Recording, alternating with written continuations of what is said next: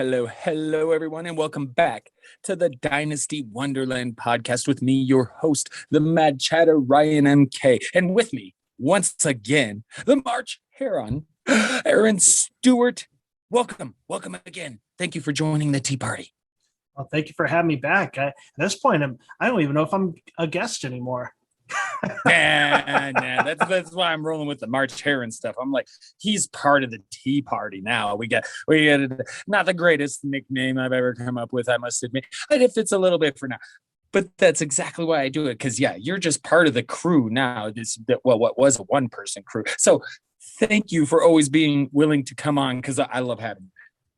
Well, thank you for having me. I'm ready to have fun. We got through free agency, Thank goodness. Oh yes. Man. Yeah, that's a stressful time. You got predictions and everything, and you're trying to make sure not to make a fool out of yourself. But inevitably, it does, especially with the Patriots. Everything with football makes you look up. Even the best cannot get this all right, because it's too insane. It's too insane. But we do the best we can. Right. And before we get the Tea Party started, I know you enjoy yourself some comic books, as do I. I forgot to send you the fucking trailer. I did. But the trailer I'm speaking of is the Suicide Squad 2. So I'm going to go ahead and send it eventually. Maybe I'll just do it right now while we're talking. But this trailer is fantastic. And, people are kind of up and down on the first Suicide Squad movie. DC in general seems to have the lesser when it comes to the films, but I'm big on the Christopher Nolan Batmans, really most of the Batmans. I mean, they get a little weird, with the Mr. Freeze, Arnold Schwarzenegger stuff, but love the Batmans. And then Suicide Squad, I actually really enjoyed. I wasn't so sure why some people were down on it. Is it a 5-star movie? No, but a lot of fun. And the second one looks amazing. And I partly bring it up because, we just had a wrestling discussion not too long ago. And one of the stars of Suicide Squad 2 is none other than John Cena, who as a wrestler, I absolutely fucking hated, because he had like 3 moves and he's a dork and he's just jorts and there's so many things about it. I just was never a fan of John Cena. Hey, you always heard the crowd, let's go Cena, Cena sucks. I was the Cena sucks crowd, but he did occasionally make me laugh. And man, he looks funny as all hell in this movie. In particular, there's a part where Idris Elba, who is playing Bloodsport, John Cena looks at him and says, oh, God damn it. And what is the name of John Cena's character in this movie? See, I'm all fucked up. But he looks at Idris Elba and says, you're the leader. You're supposed to make decisions. And Idris Elba is like, okay, I've decided you need to eat a bag of dicks. And John Cena's character is like, if you put dicks all over this island, and I had to eat them all in the name of liberty, I would say no problemo. And it's just so great. And I almost wonder if there was a little bit of making that a point in the movie of John Cena eating a bag of dicks. If that was just made for just all of us Cena sucks people out there. that line in particular, that line's glorious. I'm going to have to check out that trailer. You'll have to forgive me. I'll get so busy on writing articles for fantasy football and researching for fantasy football and watching things about fantasy football that I get so lost on what movies and stuff are coming out. Oh yeah, I'm the same way. But for me, there's certain ones that I can't help it. I'm gonna go ahead and here we go. I'm gonna send it to you now since I didn't before. I was gonna send it to Aaron before we got started so he could see it before we discussed it. But alas, we'll get your reaction to that next time. But it looks like a lot of fun, man. And so I'm excited for that. It's one of those that's coming straight to HBO Max. And a lot of cool stuff, because next month we got the new Mortal Kombat coming. I'm a fan of that shit. So I'm all excited for what's coming out in the movie world, even though, like you, I have a hard time keeping up. Well, I did see the video on that, and just real quick, it was like, man, with how bad the original the original Mortal Kombat movies was. It's nice that they're giving it another shot. Yeah. Well, my brother and I were talking about this because when we were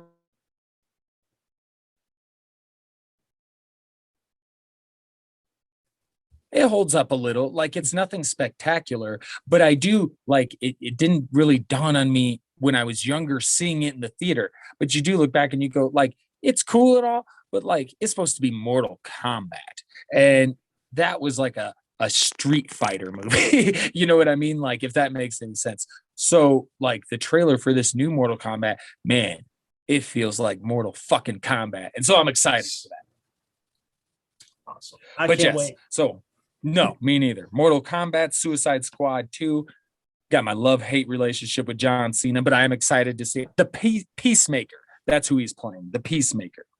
And then I really dig Idris Elba and him as Bloodsport. I just think is going to be awesome. So excited for all the. I love just this kind of stuff. Comic book movies just get me. But speaking of Bloodsport, we turn to football and recent news. And the big news going around is all the trades that happened. Miami, San Francisco, Philadelphia. You got San Francisco moving to number 3, although Philadelphia was trying to. And then eventually they trade back with Miami. So now Miami's at 6. A lot of stuff going on here. And what it says to me, okay, seems like Tua is safe. Jimmy G? Probably not. Which, hey, I figured that he was going to lose that job eventually, but Jalen Hurts maybe not so safe. So, what do you think about these trades? Who's safe at quarterback? Who's not? What does all of this mean to you? Because that's the vibes I'm getting from all of this. Well, we'll start with Tua, and I'm not going to spend too much time. I'm with you 100%. Like with Miami trading down from 3 and eventually to 6, it's that to me is showing their commitment to Tua, because and there's some people that go, well, there could still be a quarterback, but if they were going to take a quarterback, they would have stayed at pick number 3. As for Philadelphia and Jalen Hurts, it is the commitment isn't what dynasty owners would like it to be. It does seem to be more of a year to year thing, which stinks. They invested a second round pick in the guy. You would like to think they would give him a little bit of a leash to show what he can do.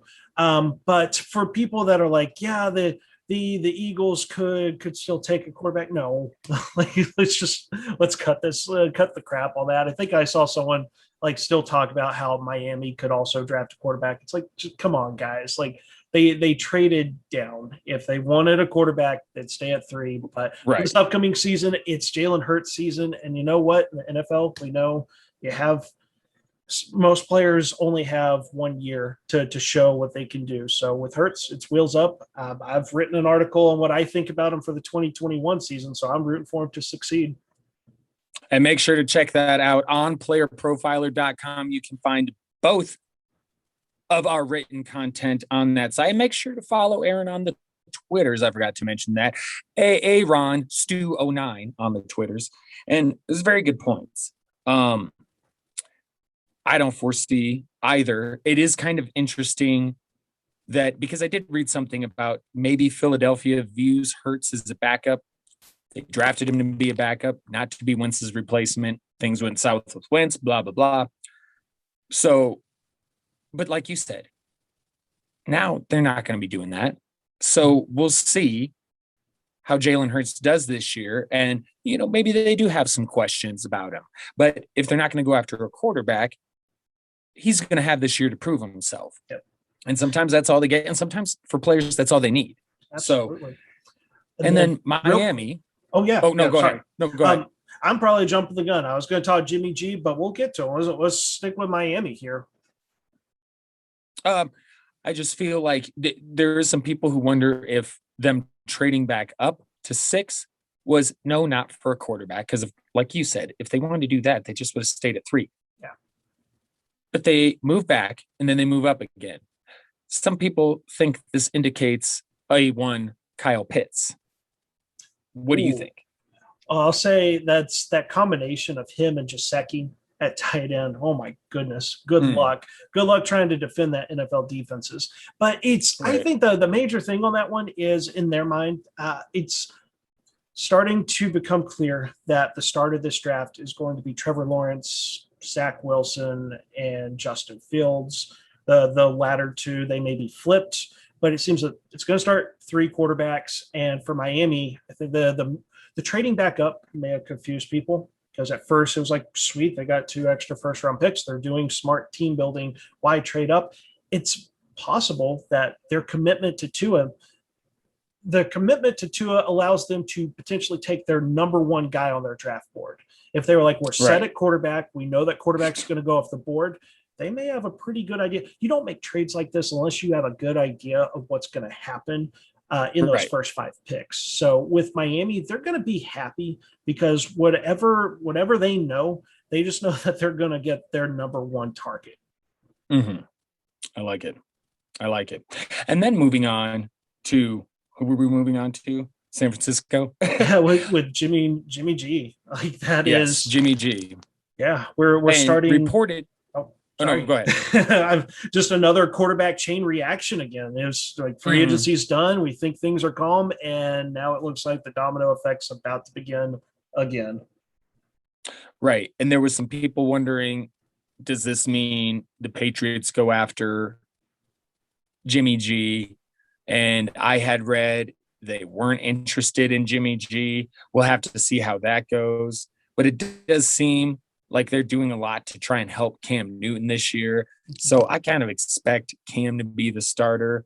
Um, but for San Francisco, what I've read is that they might actually be interested in Mac Jones at number 3. And if you ask me, Justin Fields is in that top 3, and we'll get to quarterbacks in a minute. But there are some people, Trey Lance, Zach Wilson, Mac Jones, all these guys kind of right there for some teams. So maybe we see Mac Jones go at 3. But regardless who it is, it's pretty clear the first 3 picks are going to be quarterbacks. Now, for San Francisco, I'd just like to say one more thing, and that's that the history of this whole trading up to get a quarterback, this shit does not always pan out. Now, I would like to just say, in the past, since 2012, okay, back in 2012, Robert Griffin III, the Washington football team, then known as the Washington Foreskins. I'm sorry, the Redskins. I like to go by Foreskins. But Washington, they drafted Robert Griffin III, traded up for him, second overall pick. The 2016 Eagles, Carson Wentz. Now, can't really say he's a bust necessarily, but we go on from there. 2016 Rams, Jared Goff. 2017 Bears, Mitch Trubisky. 2018 Jets, Sam Darnold. Lots of cases of this not working out so well in the past. So hopefully they make the right decision. Now, the good news is that I really do like the quarterbacks in this draft. And again, we'll get to the quarterbacks, but this does seem, on the surface at least, to be a pretty solid quarterback class. So you'd like to think they might be able to get this one right. But again, as always, history shows otherwise. Well, and I agree with you here. This quarterback class is very intriguing, and I'm not going to mention too much about Jimmy G because I think that people that are listening to the show, people that follow football, they know most of the stuff. They know the teams that are interested that need quarterbacks. I'm going to throw one dark horse team to watch: Las Vegas Raiders. They seem to have a love-hate relationship with Derek Carr, but they sure fucking do. Yeah, but my bold and John prediction, Gruden loves every quarterback but the one he has. absolutely, it seems it's they're the next MVP of the league if you listen to him. But my bold prediction here is one of the contract things with Jimmy G is he actually has a no trade clause, and he's owed a lot of money this year. I think teams are getting smarter. We're starting to see this in recent years. Teams are getting smarter. They know that like the team, in this case, the 49ers, they're going to move on from Jimmy G. Teams are probably going to wait especially with most of the quarterbacks, the free agent quarterbacks have signed. So that's a lot less teams. I think there's only about 4 teams that really need quarterbacks. I think Jimmy G gets released and then he gets to sign with whoever he wants. That would be interesting as well. And in that case, I could definitely see him back on the Patriots. So we'll see. It'll be interesting, but that definitely shook things up a little bit, makes the draft a little bit more interesting, makes the quarterback carousel even more interesting. So yeah, we'll see how it all plays out. And then you also had Leonard Fournette re-signing with the Bucks. They're just reloading. They're gonna just basically take that same squad and try it again. Sammy Watkins signing with the Baltimore Ravens. I actually kind of like that, to be honest. And I'd like to see what he does there. And it just does seem like, man, they had some offers out, and it sounds like they had a better offer out for Juju than Pittsburgh did. And it just sounds like some guys just don't want to play in Baltimore, or at least that's what it seems. I don't know if I completely buy that, but I can be more convinced of it in this year where there are receivers just trying to get through this 1 year of low salary cap, and a lot of them taking, the 1 year we talked about this, and I could see how, some of them would say, man, if I really want to get some numbers and show what I can do in a 1 year deal, I'm not trying to do that with Baltimore. Mm-hmm. And because I do think that's a lot of these guys, these free agents' mindsets with this year.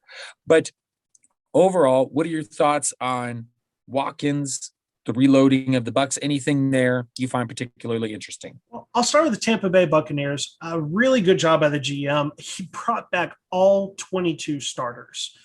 And in the NFL, with a salary cap and everything, that's just unheard of. So really good job by the front office to make that happen. And also that deal with Fournette, it's a 1 year deal. Ronald Jones is on an expiring contract. So for Dynasty, if you are a believer in Keyshawn Vaughn, this is the cheapest he has ever been. And I don't know his ass. I don't know what his cost is, but if you like the guy, and get his ass. Even if you're looking for value, it's there, because next year, the 2 guys in front of them, they're both free agents. Vaughn's the only running back that'll be under contract. So, my goodness, you'll have to be patient. But in a year's time, if you trade some late pick, I don't know, a 3rd round rookie pick, I don't know what his price is, but if you can get him that cheap, it may be pretty nice. Especially a rookie fever. Rookie fever is hitting now. We've got pro days and everything, and we're going to talk about some of these rookies. So when your dynasty league starts getting active again and they want a draft pick, that's when you capitalize. You get the guy, you trade a draft pick and you get a guy that was drafted late 1st round, early 2nd round in rookie drafts last year. Heck yeah, that's how you win a dynasty. Right. I completely agree. Great opportunity to buy him because he's cheap as hell right now, and I'll pay a 3rd rounder to see what he does next year, if anything. And if it burns me, okay, whatever. It was a 3rd rounder, and like you said, this is that time of year. Dynasty players are interested in those rookie picks. Yes, they want rookie. It's just that whole lead up to the draft. People's mouths salivate at the thought of more draft picks, rookie draft, because everybody loves drafting, right? And it's very exciting to go after the rookies. So everybody loves that stuff. Give me more rookie picks, and that's a perfect opportunity to say, hey, let me slide you a 3rd, take a flyer on Mr. Keyshawn Johnson, because that's a talented dude that I just think. It's unfortunate. It might be his 3rd year before he gets some run, but we also don't know how this year will play out. We don't know how Ronald Jones will look. We don't know how Leonard Fournette will look. We don't know if either one of them will get injured or not. It could happen this year. But for realistic purposes, looking at how the setup is now, like you said, we can look at next year as maybe they do a little something with Keyshawn Vaughn. So I definitely like that call. Do you have anything on Sammy? Really, with Watkins, he hasn't excited. This poor guy. Yeah. It's been it's been years since he's been fantasy relevant. And Mhm. if anyone's listening to the show and they're not already, you need to follow Josh Larkey on Twitter. He had a funny tweet about like just thanking Sammy Watkins for being the veteran receiver to sign in Baltimore so that the rookie receiver maybe doesn't get drafted by Baltimore and have their dynasty value just crater. With Watkins, I mean, with Mahomes, he was getting about 500, 600 receiving yards and doing nothing besides that one. He'll have one yearly performance where he decides to score 2 touchdowns. It's for fantasy purposes. There's a reason a lot of receivers were staying away from Baltimore. That team just doesn't throw a lot to begin with, but they run so many multiple tight end sets that receivers get devalued. So best of luck to Sammy Watkins. And it is a weapon for Lamar Jackson. Yes, I agree with that. I don't know what your hopes can be for fantasy, but I do think for football, this could be a very good, reliable target for Lamar, particularly, if these tight ends that he loves to throw to so much are bottled up. It's just another place to look. He's a veteran. I think it's a very good real life football signing for Baltimore. Yep. And again, I don't know what you can expect fantasy wise, but yeah, that's my thoughts on it. Agree where you're at as well. And then we do have the mention of the 17 game season. We're going to be getting 17 games this year. So you got to think about that fantasy wise. They only get, the one bye still. There's no 2 byes, it sounds like. So this is all very interesting because, we're already the final week of the season, getting to a point in fantasy where if you play the fantasy playoffs and you're going through and you go all the way through week 17, you're doing it wrong. You need to end in week 60. So I'm curious to see how dynasty commissioners, fantasy commissioners in general, how they're going to handle it this year, because my opinion, and I'll probably put it up to a vote in my leagues that I run because that's mostly what I do.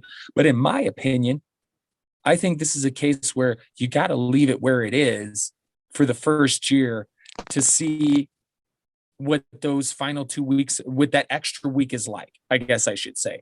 Because are we going to get an extra week of actual football to where we can move back our fantasy playoffs 1 week for an extra week of regular season action? Or do we need to keep it where it's at because maybe that extra game plays just like week 17 does in recent history? But what if week 17 also plays like we said? You know what I'm saying? What if we get both those last 2 weeks are not the best of football? So I think there's a good reason to just leave it this year and see how the season plays out with this extra game before deciding to push back your playoffs. Because then the other situation with that is that then you're getting 14 games instead of 13 games for the regular season in fantasy. That could cause some issues when it comes to tiebreakers and stuff. It's a lot nicer to have that odd number of games for the records, but that's kind of how I feel about it. I think it'd be smart for most commissioners to just leave your Super Bowl in week 16 this year until you see really how that extra week is played. Well, really how the week before is played. And I'm kind of taking the proactive approach in one of my main leagues of at least telling my league mates, like, look, here's what they're going to have an extra game this season. There's going to be an extra week. Please follow this league here and be ready to talk about like any possible changes that we'll have in the Dynasty League. Our format's a little bit different, so I won't get into specifics, but I'm at least already now on March 28th, 29th, when people hear this, like I've already messaged the league and I'm like, guys, just be ready to discuss something as early as the preseason, because as we get closer to the season, we'll have a better idea of how this is going to work. Right now, we just have the Shefke tweet that said that we're going to have an extra game this season. So I want to kind of wait a little bit. We're going to wait and get some information. But for commissioners, you need to start reaching out to your league members in those leagues that you basically have the same members going in each season, or like the same core. Like I've got a 14-team league, and we usually have like 12, 13 returning people. So it's like we already are talking with those members to just be prepared that we may change something with the schedule when we have more information. And I think that's a good way to handle it. Good advice. Good advice right there. All right.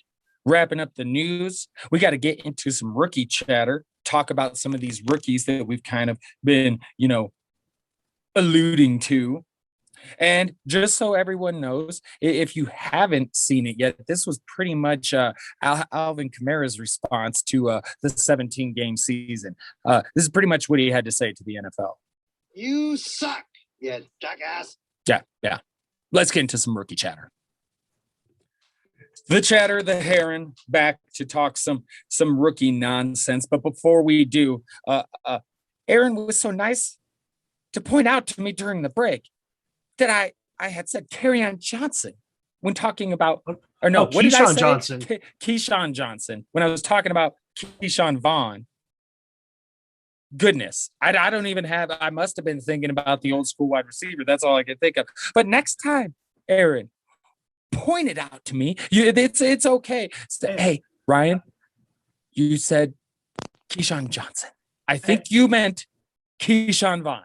Well, I haven't been checking my phone. I was just making sure there wasn't like a Shefty thing that I was missing and another receiver coming out of retirement. So right. And I want to make sure I didn't have egg on my face. So hey, I want to come back and play with Brady.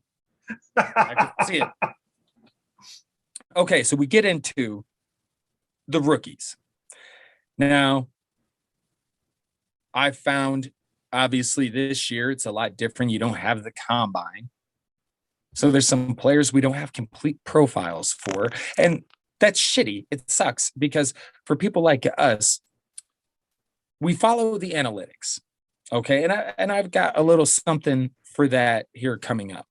But we follow the analytics. So we need as many numbers, as many metrics as possible to do the best, we can in analyzing these players. And so it kind of sucks that we aren't getting the combine in that, and obviously for good reason, but we got to do what we can. So obviously plenty of players without, some workout metrics and things like that. So we're going to be doing the best we can, but it is a different year. Very different. And because of that, I got to spark this blunt and get this going, particularly since I'm throwing out Keyshawn Johnson, the old retired receiver, like he's coming back. I don't know what the hell I'm thinking. But anyway, yes. What do you think? It's hard to do without some of the metrics, yes? Yeah, although I'll say in particular quarterbacks, I just find that even with analytics and the numbers and the metrics and everything, I've had very little success in being able to correctly predict how they're all going to shake out. It seems that's the quarterback's the hardest position to predict because there's so many variables. Like, is the quarterback going to agree? Is the quarterback going to go to an Adam Gase coach team? Like that's now one of my metrics. If Adam Gase is involved, I'm staying away from the quarterback. I don't care if it's the second coming of Jesus. Right. Poor Sam Darnold. Oh, but I completely agree. Quarterback is so hard. I don't know what it is. I felt like I feel like we're missing some numbers, some metrics. We're missing something for quarterback to help us better identify. But I'm not smart enough to figure out what the fuck it is that we're missing. I just feel like it's there. So we talk quarterbacks. Obviously, Trevor Lawrence is the one at the top, likely to go to Jacksonville. And then after that, you got Justin Fields, Zach Wilson, Trey Lance, Mac Jones. You've got Trask in there. But it does seem now that the first few picks are going to be quarterbacks. And we'll have to see, because I've read New York is looking at Zach Wilson. And if that's true, is San Francisco looking at Fields, Lance, Mac Jones? Because I read a little something earlier that said they might be interested in Mac Jones. So it's interesting to see what will all happen here. But as far as the quarterbacks themselves, like I mentioned in the last segment, I actually feel really good about this class. And history says that it won't pan out. they won't all pan out as mentioned, but I really like these top QBs, and I'm kind of interested to see where they all go because I could see this being one of the better quarterback classes. Now, you know as well as I do, that's dependent on coach. You brought up Gase. You can't really raise someone up if they're going to play for Adam Gase.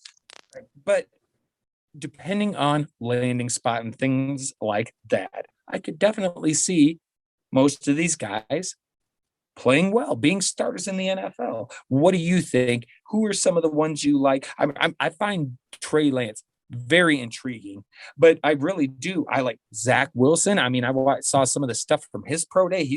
I like Justin Fields person. Like, I really like the top 5 guys quite a bit. So I'm going to start with Zach Wilson because I know that, especially in fantasy football, it's a very divisive guy. For the most part, Trevor Lawrence is everyone's consensus number 1. Some people go Justin Fields too, and I have no problems with that. But when it gets to Zach Wilson, there's people that absolutely love him, that have him.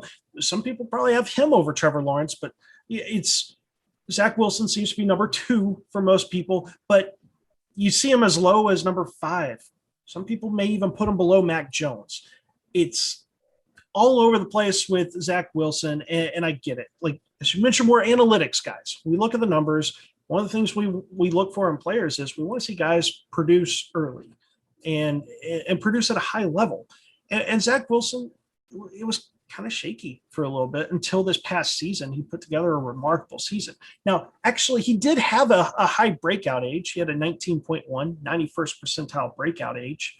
And his metrics, if you go to Player Profiler, they're all 90th percentile or higher. It's like, holy moly, including a very impressive 11.0, 97th percentile yards per attempt, which came from this past season. And the thing that I get, not necessarily from playing style, but how things have gone with how scouts love the way he throws football and his pro day and everything, is I kind of get a Josh Allen vibe from him, where the scouts, interesting, the scouts and the coaching staff, they love like this natural talent, but at the same time, there are some, if you look at some player reports for him, he's a gunslinger. He's going to make some throws that he may want to take back. And what I'll say is with Josh Allen, and I was not a fan of Josh Allen, and he proved me wrong this past season, but this may be like the Zach Wilson career here, is if he can work on some of those tendencies, which seem to be stuff that can be coached out of him, then yeah, holy moly, like this guy could have that type of ceiling. It's just, there's a lot of question marks. I'm not going to go that high with him, but you kind of stole the main guy that I'm interested in when you mentioned Trey Lance. Oh my goodness. The potential in this guy. It may not be year 1, because what we have to remember is he played in the FCS. Like, that's not only is that not Power 5 football, that's not Alabama, Notre Dame, Clemson, stuff like that. It's not even like my alma mater, Texas State football. It is the tier below that. So Trey Lance, he did have the season where he didn't throw any interceptions back in 2019, and he dominated. And honestly, for over 1,000 yards rushing, 14 TDs. Yeah. So showing this dual threat ability. And look, if you're going to play at the lower level of competition, that's what you need to do. You need to just straight up dominate. Right. That will always be a question mark on his profile. But there is a little interesting tidbit about him. It's not that he couldn't play at the next level. In fact, he was being recruited by the Minnesota coach, PJ Fleck. But PJ Fleck wanted him to play safety, not quarterback. So he went to North Dakota State because he got to play quarterback. But that thing stood out to me about how a college coach at Minnesota, a Power 5 school, wanted him to play safety. Like, you're not going to ask Mac Jones to play safety, an unathletic quarterback. So, like Trey Lance, what that says to me is he obviously had to have athleticism, or still has athleticism, if he was asked to play safety, especially the way football is today. Safety's got to cover all of the field. So that right there shows that he's athletic. I haven't seen any testing numbers for him, but he's athletic. He can throw, he can run, he's only 20 years old. And a lot of the things I see from people Yes. that break down film is it usually comes down to technique and inexperience. They go, he's only thrown 318 passes. Oh, okay. Like, so you're telling me there's room for growth. And I'm going to hit you with the team I Right. want him to go to. I want him to go to Carolina. Matt Rule Ooh, I like that. and Joe Brady getting Trey Lance. Absolutely. They need to, if they can move up to pick number 4, assuming that the top 3 quarterbacks, Trevor Lawrence, Justin Fields, Zach Wilson, if they can move up to number 4 to get Trey Lance, that would be awesome. The only problem is their division rival, Atlanta Falcons, own that pick. So would the Falcons be willing to make that deal so that their division rival gets their franchise quarterback for 10 years? I don't think so. Yeah.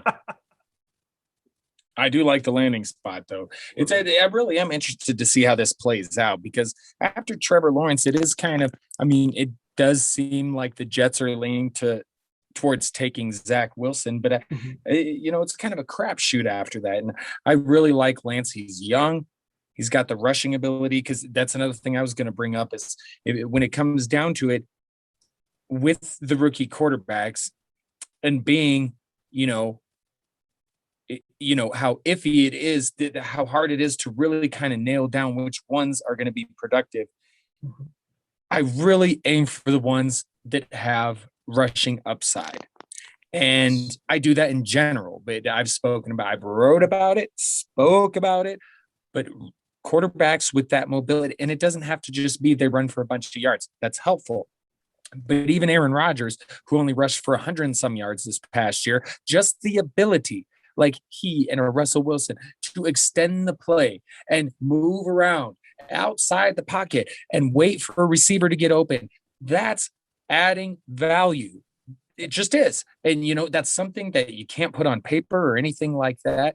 But when Aaron Rodgers is back there buying time and he hits Devontae Adams deep, I've seen it. Someone like a Kirk Cousins isn't going to do that. There's a difference between these quarterbacks. And those are the kinds that I'm going to, mainly target for my teams is the ones with mobility and rushing upside. Absolutely. 100% there. And Trey Lance, he is probably him and Zach Wilson, those are boom bust quarterbacks. Like, they have the potential to be the most fantasy relevant quarterbacks in this draft. But if they're not able to put it all together, and that's a lot to ask of these really young quarterbacks, if it just doesn't click, and Josh Rosen 2.0 right there. So I'm hope not. And especially Trey Lance, that is the guy I'm rooting for the most. Right. I like him a lot. And it's landing spot will be key. I think landing spot is probably more important for quarterback than anything else. Yes. Just because bad coaching staff, bad organizations, they can just ruin a quarterback. Yeah. Because imagine Patrick Mahomes, if he doesn't go to Kansas City and he ends up in a New York situation or Chicago, and they put him in there when he's not ready. And man, that's an alternate universe I don't want to imagine. Yeah, same here. Same here. All right, now moving on to running backs, okay? We have Travis Etienne is a lot of people's kind of clear number 1. And I was listening to some stuff with Matt Kelly, Nate Liss earlier, and talking about Matt Kelly talking about how much it mattered that Etienne had decent weight, that once they found out what his weight was and why that was important. And I'm looking at these running backs, and this is probably like, normally I love attacking this position. For some reason, I'm just not super excited about this class. I don't find it overall as impressive as some other recent ones. And maybe part of that is I'm not seeing, enough workout metrics from these players. And so I'm missing that visually maybe is affecting my judgment, but I'm just looking at it and it just doesn't feel like, I mean, man, last year we were spoiled. Jonathan Taylor, J.K. Dobbins, Cam Akers. I mean, for those still like them, some Clyde Edwards-Helaire, Clyde Edwards-Helaire. You got him. I mean, look at all the guys. And then it just doesn't feel the same this year. Najee Harris's age bothers me. I mean, he'll be 23 and a half when the season starts. And we've talked about this running back age apex and just how they just don't do it after age 26. And it's like, am I really that Najee Harris feels like drafting a guy for just a couple of years. I could be wrong, but so the guys I'm really looking at are the guys after them: Javonte Williams, Jamar Jefferson. These are the guys I'm looking at, and then a little bit down the list, I like some Stevie Scott from Indiana. I mean, this fucker last year, 10 touchdowns.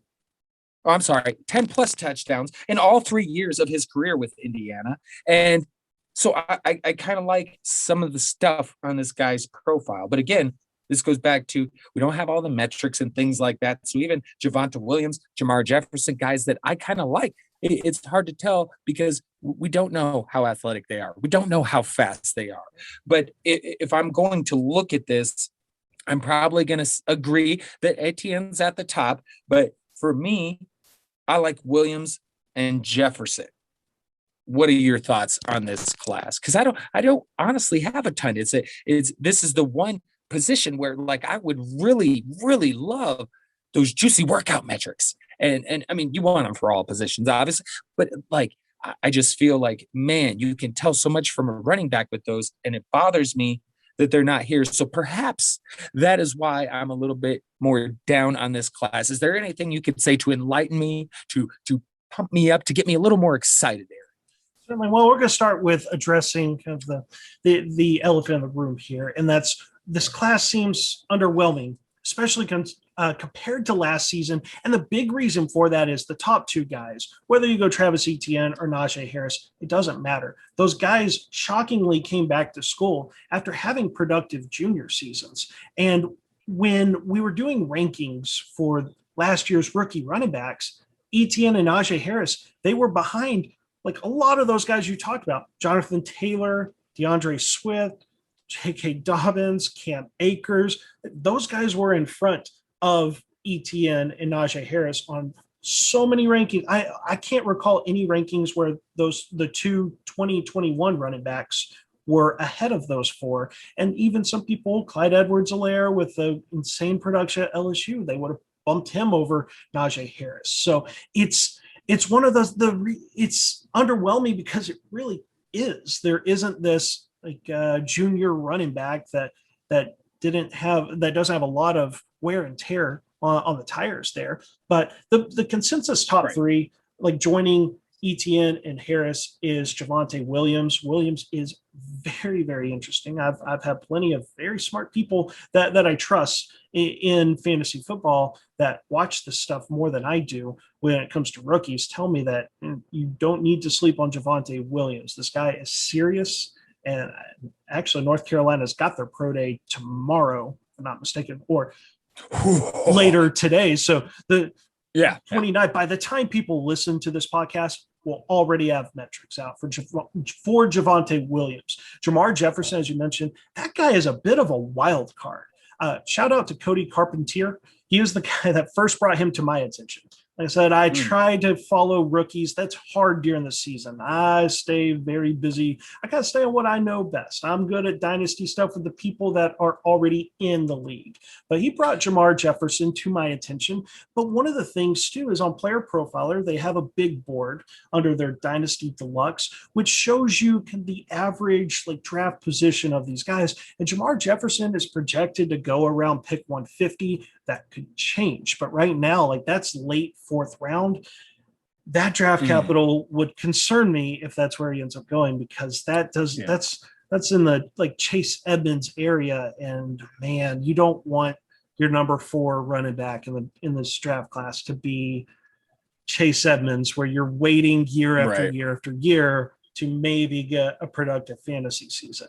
Other guys, Chuba Hubbard is actually, I should have mentioned him with Etienne and Najee Harris, because he was another extremely productive guy. 2,000 yards rushing. I left his name out. Yeah. Well, and that was how deep the class was last year before all these guys came back. It's probably why they came back. There was all these top guys. But, man, it's this year's running back class it's the guys that nobody wanted last year are now entering this draft. Kenny Right. Gainwell. I know you're a huge fan of Kenny Gainwell, and Gainwell is intriguing to me. I mean, you can't help but pull up the box score and be like, he put up what receiving stat line? But you do put on the film and you're like, this guy's explosive. And he actually addressed the same question that Travis Etienne had, which it's like, this guy's great. He can catch passes. He looks explosive. Yes, he's playing in a smaller conference, which is why we got to knock him down a little bit.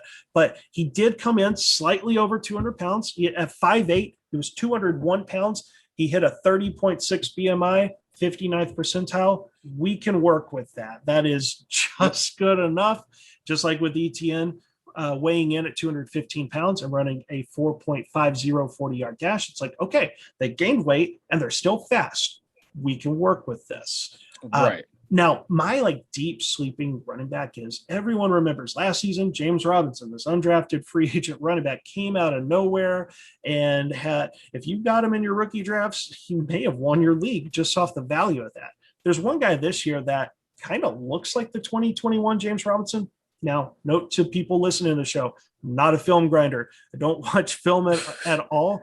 I'm looking at analytics. I'm looking at numbers. And this guy here, Jaquan Hardy, out of the college called Tiffin. Never heard of it before, but this is a guy.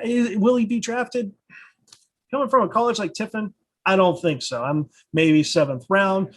Not having a scouting combine hurts, but Jaquan Hardy, he comes in, he's 5'11", 225 pounds. He has the BMI, college yards per carry. I know that that's not the best stat for running backs. 7.6 yards per carry is 96th percentile. And when you play at Tiffin, it's not like you've got the best offensive line blocking. Sure, they're probably blocking future accountants, but I attribute this high yards per carry in a small college. The running back's got to be doing something right. I wish we had some workout metrics. I'm seeing nothing right now on Player Profiler, but at least right now what he checks is he's got great size. He's got the BMI in the 88th percentile. You know what? Yeah, for a late round pick there, and I want to try and find the next James Robinson, I'll take him late in rookie drafts. If he doesn't do anything, oh well. Oh yeah, and looking at his college production, it looks like he opted out of last season, but 2019, Jesus, 204 rushes, over 1,500 rush yards, 7.6 yards per carry, total touchdowns 16. Yep. I mean, I love it. I love it. So I love this call a lot. And I really like you brought up Chuba Hubbard and Kenny Gainwell, because I like both of those guys. I'm not sure why I left them off because I do like Gainwell, but I also think Gainwell is somebody that everybody seems to be on. So I kind of like to look elsewhere. And so I love Javonte Williams. If you ask me, I think he could end up being the top back in this class. But Jamar Jefferson just fascinates me. Yes. I mean, I don't know what it is, but I just – and you look at his college stats and the games everything goes down. It's like he broke out early, 12 games, over 1,000 yards. He had 25 receptions, all of this in 2018. And then in 2019, he plays fewer games. Last year, only 6. And so is injury a concern there? There's a lot of question marks to Jefferson, but I kind of find him intriguing in the same way that I do with Trey Lance. So those are definitely – there's some guys I like, but yes, like you said, underwhelming is a very good word for it. But like I said, I think Javonte Williams, if me – in Dynasty rookie drafts, if I've got a higher pick, let's see what the pro day produces. I would be interested in those workout metrics, but I've got a lot of faith in Javonte Williams based on everything I've read, because I'm not a film grinder either. I go based on numbers, and then I try and look at people who do grind film and kind of get some of their thoughts on things. And just from everything I've read, seen, all of that, Javonte Williams, that's my pick. That's my guy in this class. And there's one last thing I want to add real quick. I got to kind of plug one of my recent articles, just real quick here. Of course. I talked about Mr. A.J. Dillon because, of course, Aaron Jones signing. What do we do with A.J. Dillon? I even mentioned talking about this running back class. By the end of the second round, there's nothing left at running backs. So if you're really hurting for running backs, and throw a late second, maybe even a third. If it's more casual league, you can get away with throwing a early to mid third round pick. Try and get AJ Dillon, because you know what? It's Dillon. When you look at some of the guys towards in that second tier, you compare him to Chuba Hubbard, Kenny Gainwell, potentially Jamar Jefferson. It's like, hey, Dillon may be better than these guys. I'm not entirely sure. So if you're hurting at running back in your rookie drafts and you're the defending champ and you're picking at the end of the rookie rounds there, throw a late second round pick, get AJ Dillon. Check out my article on Aaron Jones, and I'll tell you why. Like, it's AJ Dillon season's not dead yet. If you're a truther for him, there's still a path for success for him. Shameless plug. My apologies. There you go. Hey, I love it. Check out all the stuff on playerprofiler.com. I'll have some stuff coming out later this week too. Got a little bit of a look ahead piece, and then I'm going to get to writing on some Kenny Galladay. All thanks to my friend Aaron, of course. So we got quarterbacks, running backs down. Let's take a quick break, and then we'll come back and get into these wide receivers. Another very interesting position in this draft. What do you say, Aaron? Let's do it. Take a break and get into the best position group of this draft. Yes. This will be fun. Very interesting. But I definitely got to go relieve the bladder. So let's take a break.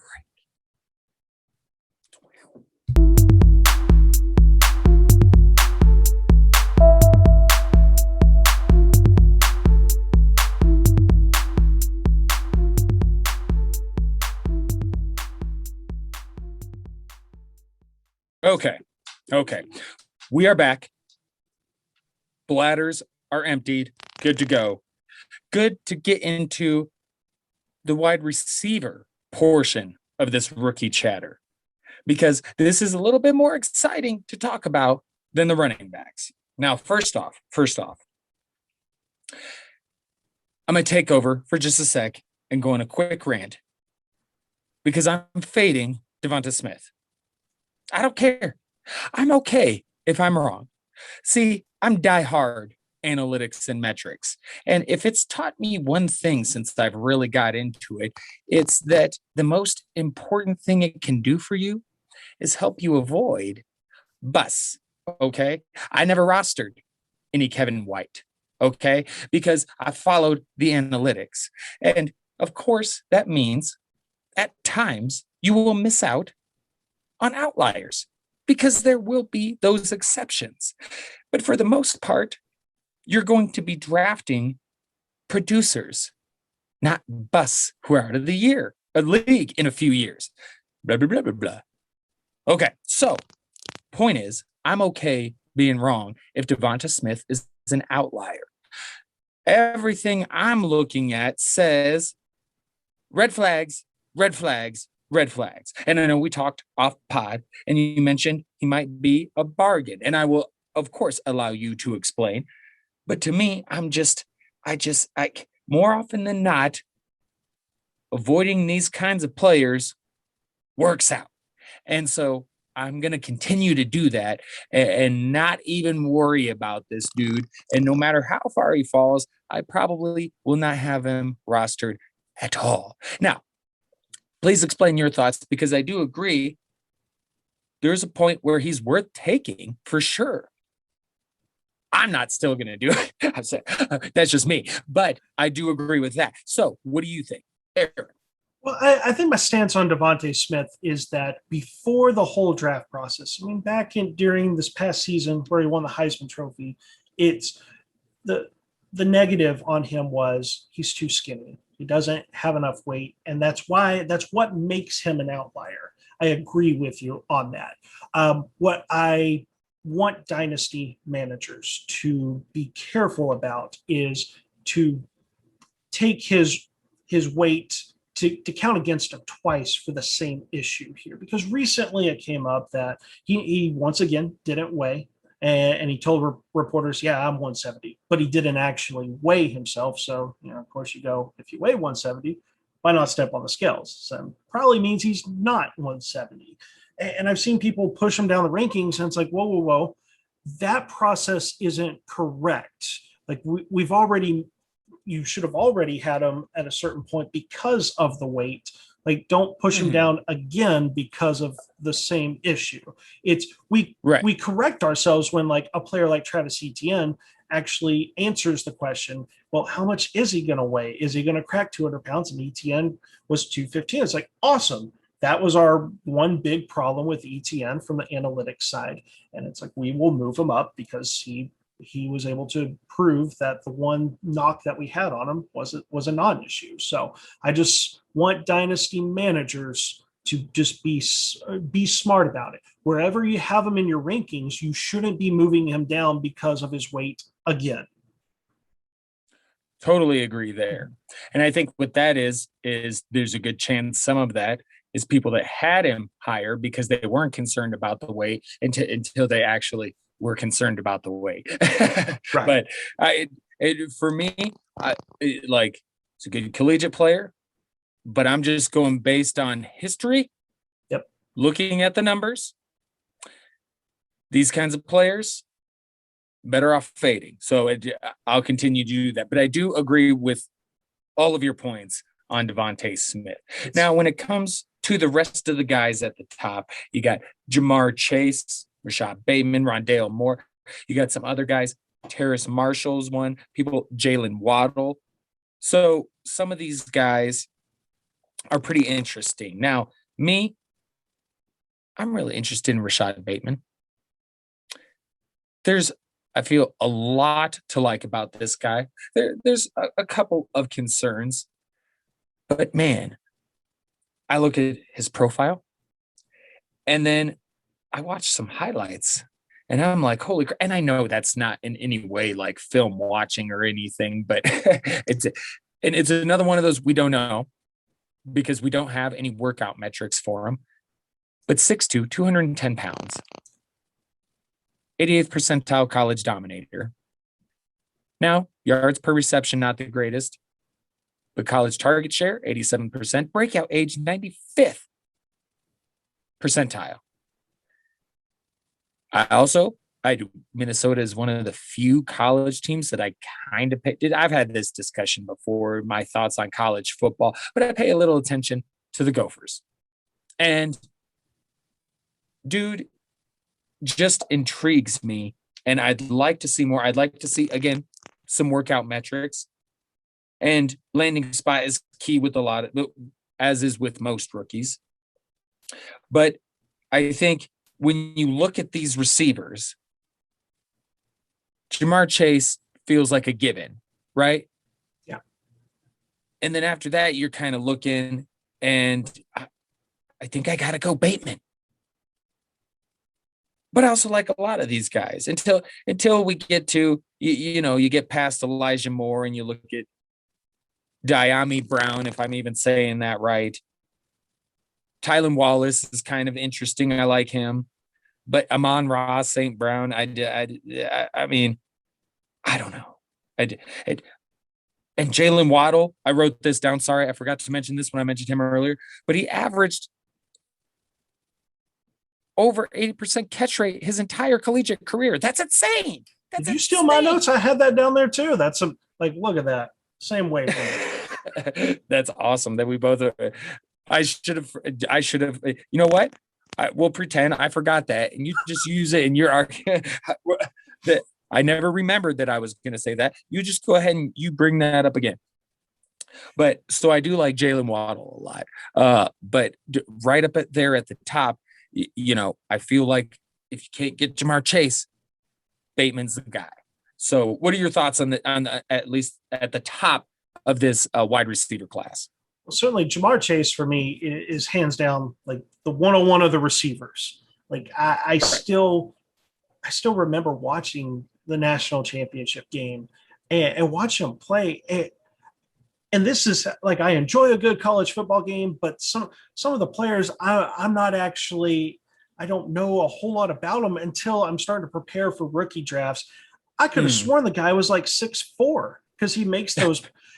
Trevor Lawrence would just fling the ball up in the air and he'd always catch it. And I was like, he must be Julio Jones. And then I find out he's like 6 foot. I'm like, wow. So Chase with that sophomore season, like that's what we want in analytics is, man, we want that early season and that type of dominance at that age. When the discussion was Devontae Smith and Jamar Chase, it's like, look, what Devontae Smith did was incredible.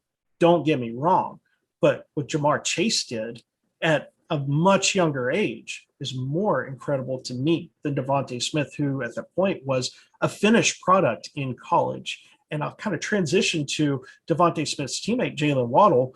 Like we talked about the 80+% catch rate in all 3 seasons. But the other thing too was at the start of 2020, first 4 games, like this Devontae Smith Heisman Trophy season, it would have happened if Jalen Waddle hadn't broken his ankle, because Jalen Waddle was outpacing Devontae Smith for yards. That's the incredible thing. And I'm actually, I am an Alabama fan. I know I'm going to catch some grief on that one. One of their head coaches lives in my hometown. Cut me some slack on that one. But with Jalen Waddle, like when watching the games throughout these seasons, like Waddle is a guy that just looks electrified, and it also shows up too that he had 600+ special teams yards in 2019. Like he's dynamic as well. Right. So Jalen Waddle's a guy that he doesn't get enough attention because, of course, as you mentioned, Bateman looks like, we're waiting on these workout metrics, but he looks like what we want to build a receiver, right? He's 6'2", 210 pounds, all the 90th percentile, like advanced metrics. If he tests out as athletic as Rondale Moore, it's like, oh my gosh, put those 2 guys together. That's the perfect receiver. Rondale Moore, holy crap. He was a freak athlete, but he 5'7", 5'7", right, 180 pounds. Man, I wish I could give him some height. That's the only thing that's really missing. And I'm not going to count that against him too much, because I just hope that teams utilize him the correct way. Like, don't be throwing jump ball, although with a 42.5-inch vertical, that may not be a problem with him. Some of the guys a little further down, Terrace Marshall, like we talked about Jamar Chase's 2019 season, and that LSU team also had Justin Jefferson, who had this historic NFL rookie season as a receiver. Well, Terrace Marshall actually broke out during that 2019 season. His breakout age was during that year as the 3rd receiving option on a passing offense. He also has the 6th best teammate score and the 7th best level of competition amongst the receivers, because you play in the SEC, and I know it's kind of cliche there, but you're playing against the best. Right. I like it, man. And I'll tell you what, I got some guys down the list. Sorry, I got a little distracted there. Down the list that I really like, and a couple of one of them I mentioned before the pod. You had no idea who the hell he was, so I'll get to him in a second. That's going to be fun. But Sage Surratt. Now, he opted out in 2021, as did Warren Jackson, the other guy I like. Both of them didn't play in 2021, so we're looking at their 2020 seasons. And for Sage Surratt, he had a sophomore breakout, over 1,000 yards, 11 touchdowns. He's 23 years old.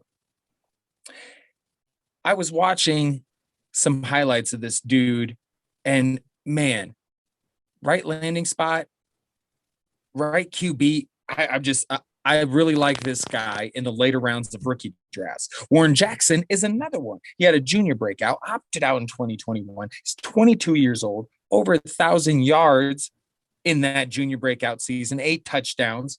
Love what this guy brings to the table. And then my boy, who I'm going to rep the rest of the off season, and that's Josh Imatorbhebhe. This dude transferred to Illinois from USC. and he was on the verge of breaking out, but he got an ankle injury. And this was at USC. And they were just starting to use him more. He has this ankle injury. He's out. He ends up transferring to Illinois. And so you could see why the issue with this guy is you look at his breakout age. Give me 1 second and I'll show you what it is. But this can really help explain that, being that he got injured, transferred, and then when he gets to Illinois, he's in a couple of games his first year. Then his second year, he works his way up to 10 games. And then his third year, he only plays 7. And so maybe there's a question mark with injuries. But this dude, where did my stats go for him? Aside from breakout age and, subpar 40-yard dash, he's got the speed score, the burst score, the catch radius. He's got 93rd percentile college dominator, a 71st in yards per reception. So he played for Illinois, not some world beater college team, but I feel like this is someone to keep an eye on. And if he goes anywhere where he has the potential to work up the depth chart, I can see it happening. There's a lot to like about this dude's profile. And so that's my kind of late round guy that I'm super hella excited about. I'm going to say, if I can learn how to spell that guy's name, I'll be looking him up because I'm very intrigued by that. I don't know. Thank goodness Google can help me out on spelling that. Yes. But my goodness, the workout metrics on that guy. And one of the things, before I mention my guys, that I want to applaud you for, that people that when they're doing their rankings and their analytics guys like us, it's very important to ask the question, why? Why is this stat so high, so low? Because I know a very quick example from last year is Brandon Ayuk's breakout age last year was one of the things that I was like, I don't get it. Why are people high on this guy? And then I started doing research and found out all kinds of things, that he had to go to community college, not because of skill, but because of grades, and that he had actually gotten an offer from Alabama. And, Nick Saban's coming for you. You're talented. So, like my whole point of mentioning that is thank you for going and diving into the question marks there, the breakout age, and finding out why, because now that may be what was missing about that guy, that, hey, that's how you find these late round gems. But I've got a few guys. Out. Nope. Before you get to that, let me just add on to that thought, because I do agree. It's very important to do, man, because as you mentioned with IU, but for me, if I'm looking at a profile and there's several question marks, then it gets to be, okay, I might have to pass on this profile because there's too many questions. But if it's 1, 2, and I'm looking at Imatobebe's profile and I'm like, holy shit. This, okay, he's got the lower 40 time, but other than that, I love this profile. And then, but here we go. Breakout age. 28th percentile. Eesh, what's the deal here? So I do some digging, because if there's nothing there with the breakout age and you add in the speed, then that's the 40-yard dash time, then that's a couple of serious question marks. And so you want to find out as much as you can. And you gotta, when he's got a very high speed score, I think I would have to look again, but a pretty high speed score, and then the lower 40-yard dash time, you got to wonder what's going on there.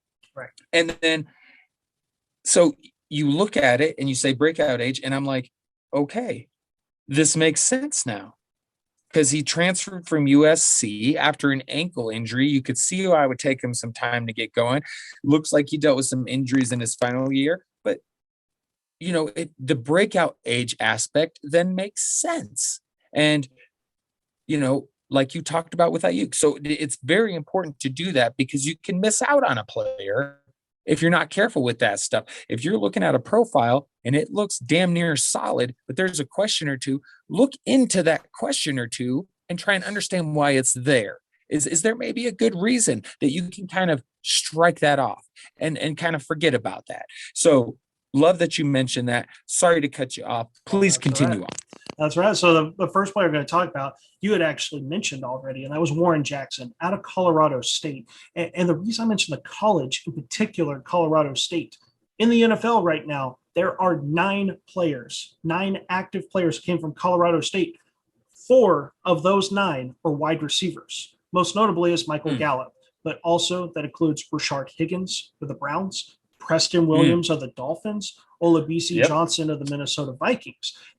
And all 4 of those guys have come into the NFL since 2016. Like, Colorado State is starting to kind of become a NFL producer of wide receivers there. Like, that's what they're known for. There's 9 players from Colorado State in the NFL, and 4 of them are wide receivers. So Warren Jackson is kind of following the shoes here. And at 6'6", 215 pounds, I'm a little skinny there, but my goodness, 6'6", you can't teach height, that's for sure. So, so you mentioned he hit 1,000-yard season. He followed that role. It started since Rashard Higgins, the number 1 receiver in the Colorado State offense. It produces. And usually the reason these guys only have maybe 1 productive season is they're having to wait their turn. They're having to spend 2 years as like the number 2 or number 3 guy. And then they get a year of being the guy. They have a productive season. They do just enough to be able to get drafted. And then they go to the pros. And most of these guys have been fantasy relevant at some point. Not the only guy that hasn't yet is Olabisi Johnson. And I say yet, I don't think Olabisi will do anything, and it saddens me. No, but he did have a handful of games, because I play in some pretty deep dynasties where I had him rostered, and I ended up having to use him in flex a couple of times, and he did all right. I mean, he's had a couple of games where he was all right. So yes, definitely. Obviously the least out of all of them, but very, very good points. And with Warren Jackson, I do like him. And you mentioned he's a little skinny, and that's a little worrisome, but he can bulk up a little. Man, can't teach height. And watching some of that dude's highlights, I'm like, holy shit. So definitely someone else I'm keeping an eye on. Absolutely. But to continue going deep here, there's 2 other receivers that caught my attention. That these are guys you're probably looking at 3rd round of your rookie draft, maybe even 4th round. But first guy is a guy by the name of Marlon Williams. First thing that stands out to me is his college. He went to Central Florida. And for those that haven't been keeping up with Central Florida wide receivers, the 2 most recent receivers, one is Gabriel Davis, who scored 7 touchdowns as a rookie last year on the Buffalo Bills. And the guy before him is Traquan Smith in 2018, who's drafted in the 3rd round of NFL draft. So you got 2 guys that have day 2 picks. And when we talked about Warren Jackson being that next trend at Colorado State of like Gallup or Higgins and Gallup, then Williams and Olabisi, Marlon Williams has followed that same trend where it was Traquan Smith, and then it was Gabriel Davis, and now it was Marlon Williams. So when you pull up his stats and you go, well, he was only like productive his junior season, he had NFL talent in front of him. And like we discussed earlier, you want to ask the questions, well, in this case, why wasn't there an earlier breakout age? Well, when you got NFL talent in front of you, you do have to kind of wait. And his teammate score of 25.0 on the Breakout Finder app, that is actually right behind a receiver we didn't talk about, and I'll talk a little bit about him after I drop my other guy, but Elijah Moore, that played at Ole Miss. Like, Ole Miss is a SEC school. That teammate score at Ole Miss should be a lot higher than Central Florida. So Central Florida's been developing NFL talent at receiver. Marlon Williams at 6 foot, 215 pounds. Like, that's good slot receiver size. I'm not certain if he's a slot receiver. I don't know if he can. I didn't watch like him play in the slot or anything, but I saw that. I was like, oh, put him in the slot, give him those short passes, see what he can do. Now, the other guy, the other deep that I want to say you can get this guy in the 4th round is Jalen Darden from University of North Texas. That school is not known for producing any talent. In fact, I looked it up. Currently, there's UNT players in the NFL. None of them have been drafted It's UNT is not known for producing talent. Now, Jalen Darden, though, man, the advanced analytics that he put up, a 61.1% dominator rating. That's 99th percentile. Holy crap. He had a 35.1% target share. That was 95th percentile. Like UNT didn't have anything besides Jalen Darden. And if you're going to be at a school that isn't loaded with talent like an Alabama or Clemson, how each year they've always got the top talent. If you're going to be at these smaller schools that don't have much, that's going to be a knock against you. But the way that you can counter that is be basically the whole offense. And that's what Jalen Darden did. He is small. He's 5'9", 174 pounds. A guy from last year's rookie class that kind of stands out to me. I didn't see any workout metrics for Darden, but if he's fast, which I've heard that he's run some official 40-yard dashes that are pretty dang fast, kind of reminds me of Darnell Mooney. And Darnell Mooney last year in the NFL draft, he was a 5th-round pick, drafted 173rd overall on Player Profiler. I love the big board that they have on Dynasty Deluxe. Currently with Jalen Darden, they have him at 116.6. That's in the fourth round. So you're getting him right around where Darnell Mooney is. Man, you find the right team like Chicago last year or Darnell Mooney. I think whatever team's getting Darden, if there's holes on the depth chart there, that's a guy that could produce in year one, and you may be getting him in the 4th round because he went to UNT. And then just briefly, this player is bigger. Dude had 19 fucking touchdowns last year. Holy moly. Jalen Darden. 19 touchdowns. Okay. Anyway. That's crazy. UNT probably scored 20 on the season. That's but this other guy is not a sleeper. Elijah Moore, that should be a name that even if you've just barely started to look into rookies, like about him. The interesting thing with him is that he's going to be a perfect example of analytics versus film. Because what I feel is going to happen is Elijah Moore is going to get compared to Kadarius Toney, not for analytics purposes, but there's people that watch film that love Kadarius Toney. As analytics people, we look at the numbers and we go, what do you see in this guy? Nothing stands out. But Elijah Moore on the analytics side had back-to-back seasons, 30+% target share. Now, the problem, because Elijah Moore is projected to have 3rd-round NFL draft capital, if you look at the big board on Player Profiler's Dynasty Deluxe, and Kadarius Toney, I'm baffled, but he's currently projected to be a 1st-round pick. So that becomes the ultimate test of how much do you value draft capital versus analytics? Because that could be a comparison for last year's rookie classes. Henry Ruggs had none of the analytics, but he had 1st-round NFL draft capital. And on the other side, you had Tyler Johnson, who had all the analytics, but had 5th-round NFL draft capital. Which guy would you prefer? Maybe a bit of a coin flip at this point with the way they performed their rookie seasons. Tyler Johnson flashed a little bit of limited opportunities. Henry Ruggs, I don't even know if he played because he was so quiet last year. Give me Tyler Johnson all day. That's what I take. But I love it. I love it, man. Okay. Anything else on wide receivers, or should we move on to tight ends? Let's move on to one of our favorite positions. Let's get to those tight ends. All right. Let's wrap it up with the tight ends. Kyle Pitts, obviously, everybody loves him. I get it. I know. Don't disagree. Not arguing. But you could wait and get you some Brevin Jordan. And I know there's someone you'd like to talk about. But with Brevin Jordan, I just want to mention 90th percentile college dominator rating, 78th percentile yards per reception, 99th percentile breakout age, 6'3", 245 pounds. As a senior, he only played 8 games, 576 yards, 7 touchdowns, 71.7% catch rate. And just like Mr. Kyle Pitts, he'll be 21 at season's start. So I mean, there's not a lot of difference in those two guys, if you ask me, at least on paper. Now, I get the fascination with Pitts, but I do feel like Brevin Jordan could be really sneaky awesome. And then, well, no. I'll let you go with your guy, and then we'll get into I'll get into my other guy. But you go ahead and get into your guy first, and let me know what you think about Mr. Brevin Jordan, if you'd like. Certainly. Well, I'm going to start with Brevin Jordan because there's one thing I want to mention because you hit a lot of the things that I love about Brevin Jordan. And I can't quit Miami tight ends. I've tried. I fell for David Njoku. I fell for Chris Herndon.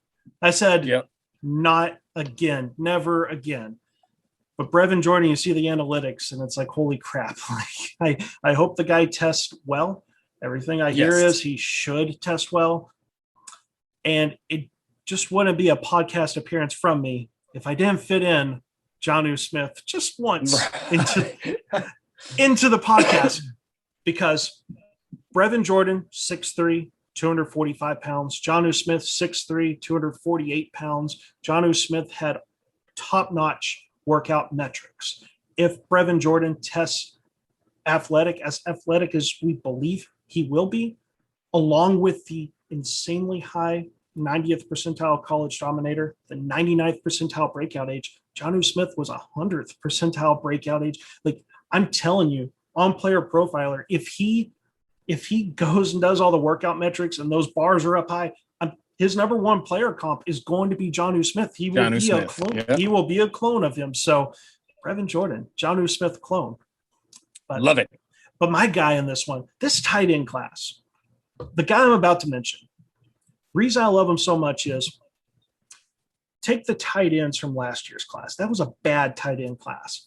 I would take the guy I'm going to mention over all the tight ends from last year's class. Last year's class was trash. Year's class was trash. This tight end class, Kyle Pitts, we know he's a freak. He's athletic freak. Brevin Jordan, absolutely taking him over the other guys. Hunter Long, though. This guy. Yes. 23.3% target share in 2020. Like, for a tight end to have over a 20% target share, that's absurd. You don't find that very often. He's also going to be one of these extremely young tight ends. You talked about Brevin Jordan's age. You talked about Kyle Pitts' age. Guess what? Hunter Long's going to enter the draft at 21 years old. We're going to fit Jonnu Smith in again.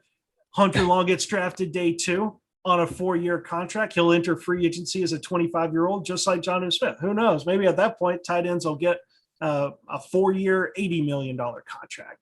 But Hunter Long he lined up in line, slot, out wide. He lined up everywhere. He's big enough. He can block, which is good because that's going to get him on the field his rookie season. Sometimes when these tight ends are not big enough or they don't have enough technique as a blocker, they're stuck as a backup, barely playing for their first season or two. But I'm not concerned about that with Hunter Long. The guy's got size.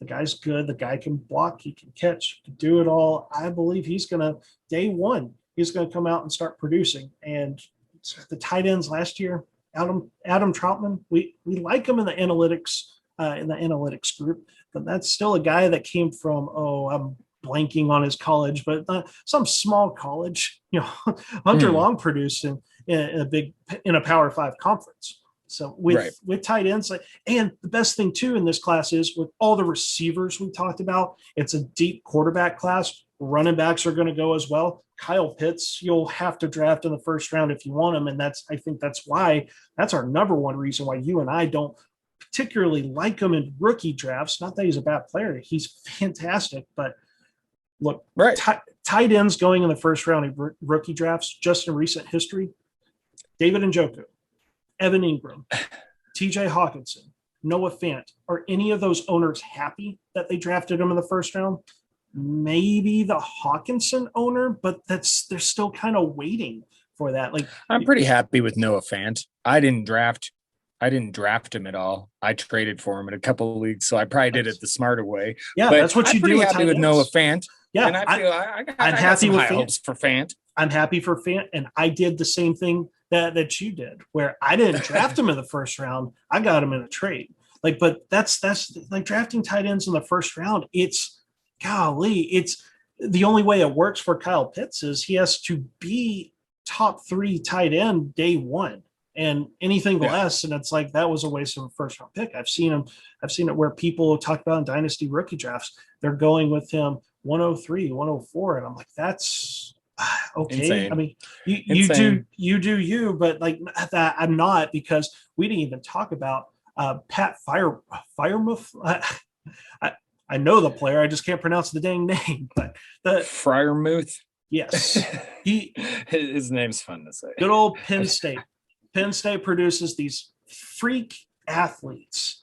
Mike Gesicki, 95th percentile amongst workout metrics. We'll have any for Pat. We're just going to call him Pat. But Pat Firemouth, just Pat. Dang it, just Pat. Like I saw a player profiler that right now in their rankings, where he's at, you could have him outside the top 2 rounds in rookie drafts. Like in the 3rd round of a rookie draft, good old Pat, who's big old boy, he's 6'5", 258 pounds. He's big. He can block. He can line up. I read the reports. He also played out wide. He played in the slot. He lined up in line. Like, hey, you take Kyle Pitts in the 1st round and then take a gamble on a running back receiver in the 3rd round. I would prefer to take, I don't know, Javonte Williams, a Rondale Moore, Rashad Bateman in the 1st round. And then in the third round, if Pat's still there, I'll take Pat. Pat, no last name. Patty F. So with tight ends, this is a good class, but you don't have to get Kyle Pitts to get a good tight end. You could wait till the 3rd round, maybe probably the 4th round too. Yeah, like I said, me personally, I'm going Brevin Jordan too, but I do like both Hunter Long and Patty F right after that. But I also got someone else I like, someone you could get even later, and that's A1 Quentin Morris of Bowling Green. 22 years old, 6'2", 243 pounds, so similar to Brevin Jordan and your beloved Jonnu Smith. He runs a 4.71 40-yard dash, burst score in the 62nd percentile, college dominator in the 97th percentile, breakout age in the 85th percentile. Now, this is all very, very interesting, I think. And it makes me wonder why he's so far down there. It has to be, well, the Bowling Green, right? It has to be the school. And he actually does have some workout metrics. And I mentioned the speed score and the 40-yard dash. So this is someone we actually have some of those workout metrics on. And you look at those combined with his college dominator breakout age, and there's a lot to like there.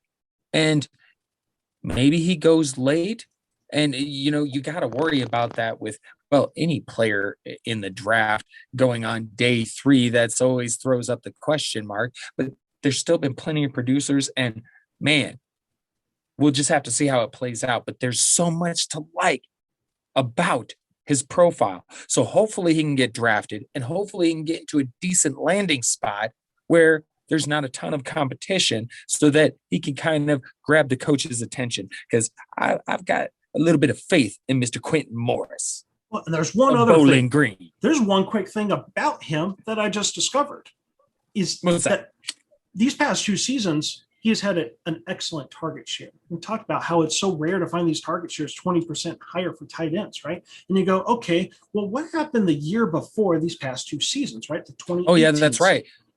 Yeah. Yep. So there's a certain player that just won a Super Bowl.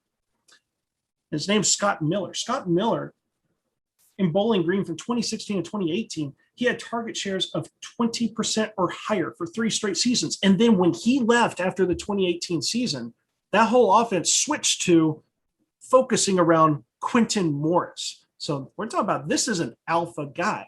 And the guy that was keeping those opportunities from him was a guy that got drafted, that was good enough to make the team. And he made plays. Scott Miller made plays for the now defending Super Bowl champion. I almost said New England Patriots. Wow, it takes some getting used to. Tampa Bay Buccaneers. Oh, Tom Brady, why do you have to do this to me? Tom Brady Buccaneers. But I just made that connection because I was sitting there and I love Scott Miller. And I was like, wait, Bowling Green? I'm like, no way. And I pulled this up right here on the air. So Quentin Morris, that was a guy. They didn't switch to a receiver to run the offense through. They switched to a tight end. This is really good news for Quentin Morris. I love it. And I missed that part. I do remember reading through his profile and seeing the high percentages. Didn't write it down. Obviously, you added that in along with the Scotty Miller stuff. I love it. See, the March Heron, this is why we work so well together. Okay. Anything else on tight ends? And I believe we talked about the top ones. We talked about a slight sleeper in Hunter Long. I don't really count him as a sleeper, and you gave us a great one to target those last rounds. Whether you have a 4 or 5 round rookie draft, man, you got a late round pick into the draft, man, just smash it with Quentin Morris. You're not going to be disappointed. This guy looks like he is set up to be a fantasy relevant tight end. Right. Completely agree. And you might even be able to get him after the draft on the waiver wire. I remember there was a couple of leagues where I got James Robinson on the wire after the draft. And I was like, you got to be fucking kidding me. Next thing you know, a few months later, I'm like, whoo, that was one of the best waiver wire pickups ever. Anyway, good rookie chatter. I loved it. I'm sure the people have about heard enough of us. So we'll go ahead and get into, breaking down this tea party and getting the fuck out of here.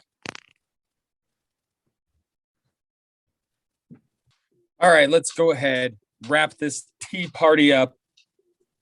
And for those interested, next week on the pod, we're going to be doing a little game called Teams from a Hat. I'm so excited about this. I am so excited about this.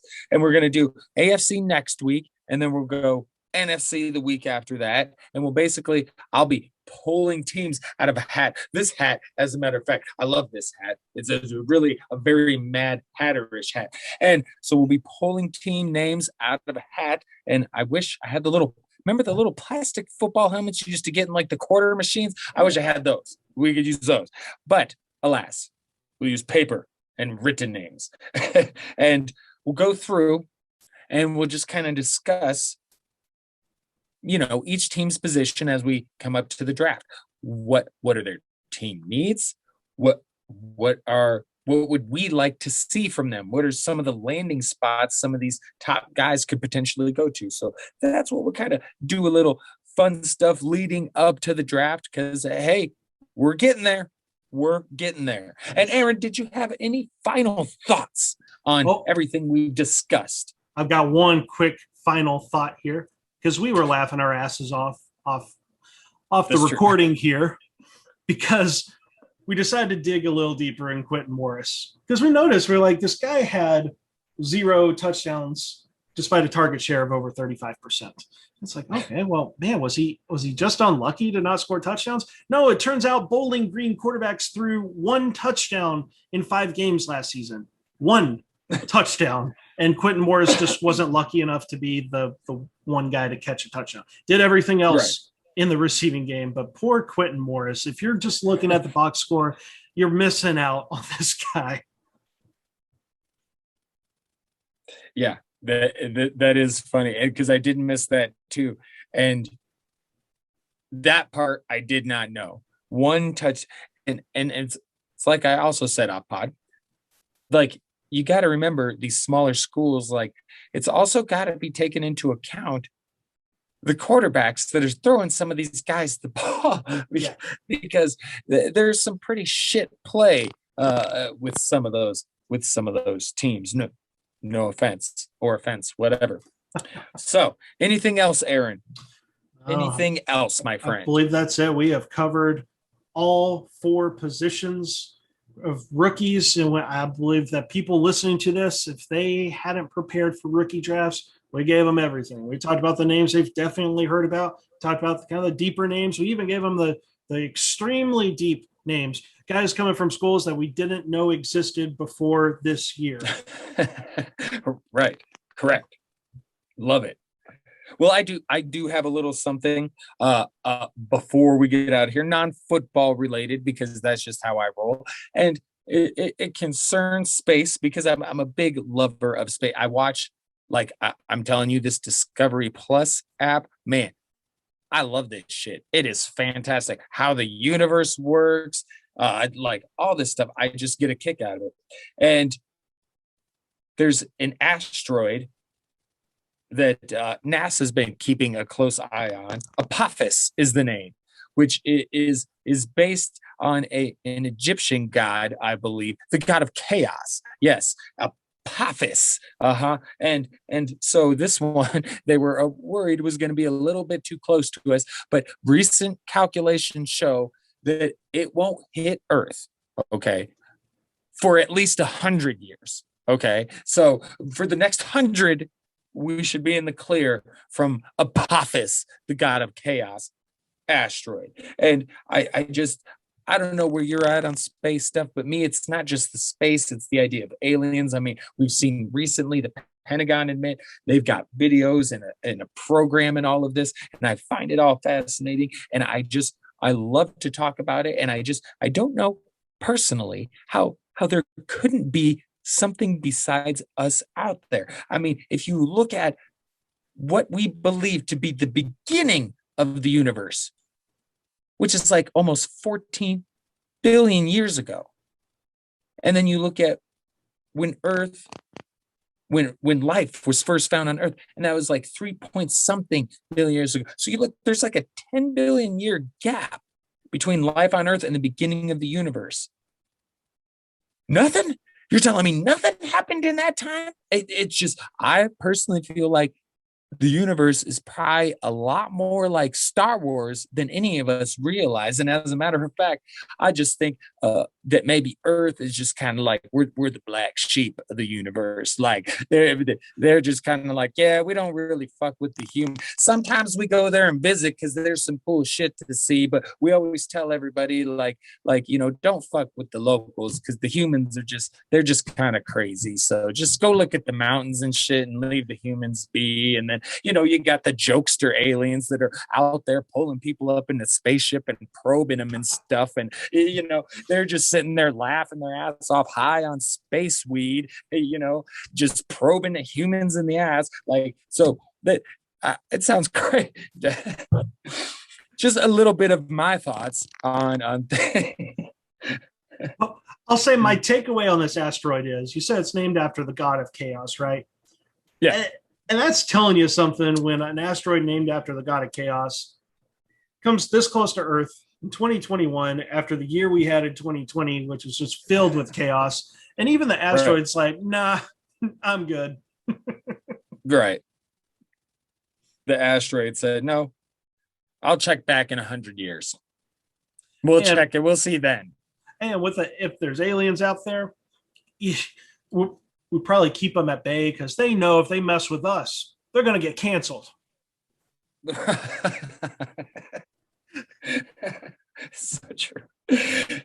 Dude, I don't know if you're on Reddit or not, but there is some great stuff on Reddit pertaining to just space, aliens.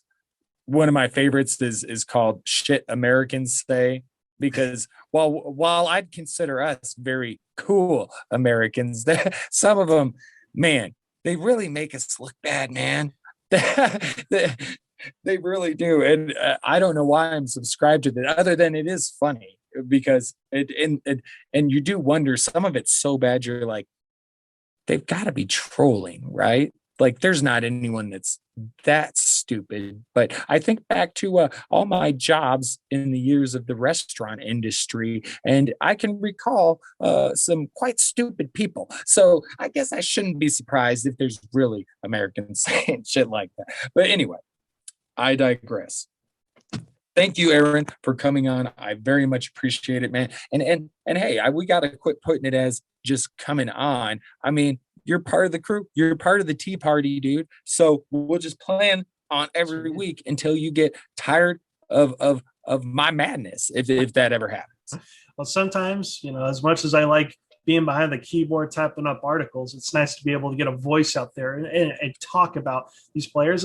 And sometimes my sense of humor in my articles and on Twitter, it could be or it could be misinterpreted. So you can get all the sarcasm, all the smart assness remarks that I say. Right. You can understand that I'm just joking about 95% of the time. And hey, if people follow the pod, they can get to know me a little bit about our personalities, and then they'll be able to feel that come through a little better in the writing too. So, Absolutely. Lots of reasons to check out the Dynasty Wonderland podcast, and Aaron just adds a bunch more reasons to check it out. And check us both out on Twitter, me at RMK Madness and Aaron Stu 09. Check us both out on the Twitters. And also don't forget to check out my other podcast, the Miscellaneous Debris Podcast. Yes, and Aaron will be appearing in that this week as well. A little Game of Thrones discussion for the peoples. All right. Thank you, everyone, for listening. Aaron, thanks for joining. Thanks for being a part of the show. Say goodbye to the peoples. In Dynasty Wonderland, it's nice being here again. I'll be back next week. Yes. Next week it is. Till then, stay safe, stay vigilant, stay mad. Yes. Until then, ta-ta for now. Latest!